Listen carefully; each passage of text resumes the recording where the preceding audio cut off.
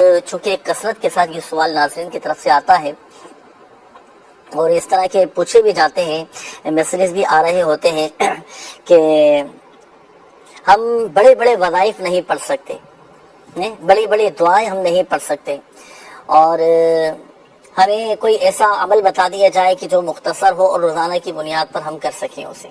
اتنا بعض اوقات ہوتے نا کہ افراد ایسے ہوتے ہیں، مصروف اتنے ہوتے ہیں کہ وقت نکالنا ان کے لیے مشکل ہو جاتا ہے۔ تو مدنی چینل کے ناظرین یاد رکھیے کہ اگر ہم روزانہ کی بنیاد پر بڑی بڑی دعائیں، بڑے بڑے وظائف نہیں پڑھ سکتے تو آپ پریشان نہ ہوں۔ چند ایک چیزیں میں آپ کو ایسی عرض کر دیتا ہوں کہ جو روزانہ کی بنیاد پر یا آپ اپنے معمولات میں شامل کر سکتے ہیں، اس سے الحمدللہ عز و جل آپ کو ڈھیروں ڈھیر برکتیں بھی حاصل ہوں گی، اور الحمدللہ عز و جل مسائل بھی حل ہوتے چلے جائیں گے، اور الحمدللہ عز و جل ذہنی اور قلبی سکون اور اطمینان بھی نصیب ہوگا۔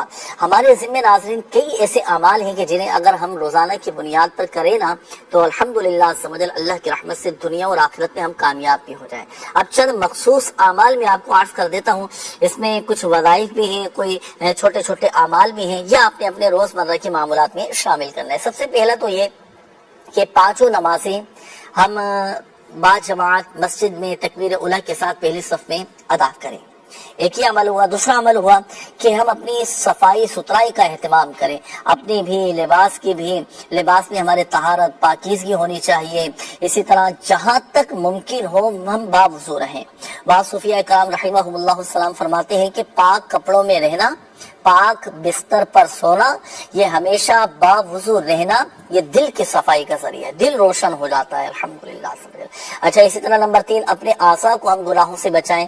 نمبر 4 گھر ہو، دفتر میں ہو، فیملی کے ساتھ ہوں، دوستوں کے ساتھ ہوں، چاہے خلوت میں ہوں، تنہائی میں ہوں یا سب کے ساتھ ہوں، تو ہر ایک کے ساتھ حسن اخلاق سے ہم پیش آئیں۔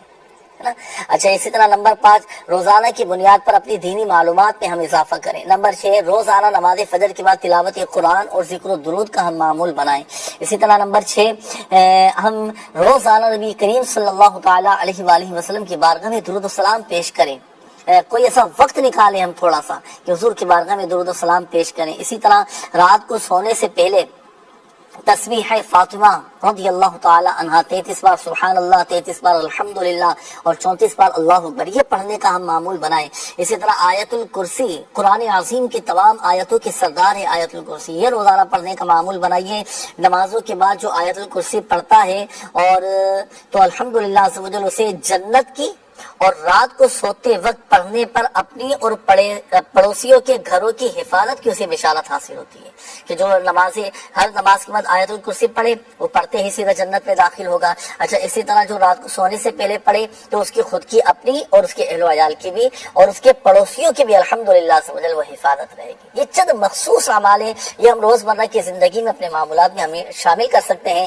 انشاءاللہ الکریم اللہ کی رحمت سے بہت سارے مسائل ہمارے حل ہوتے چلے جائیں گے اور الحمدللہ سے ڈھیر و ڈھیر برکتیں بھی حاصل ہوں گی۔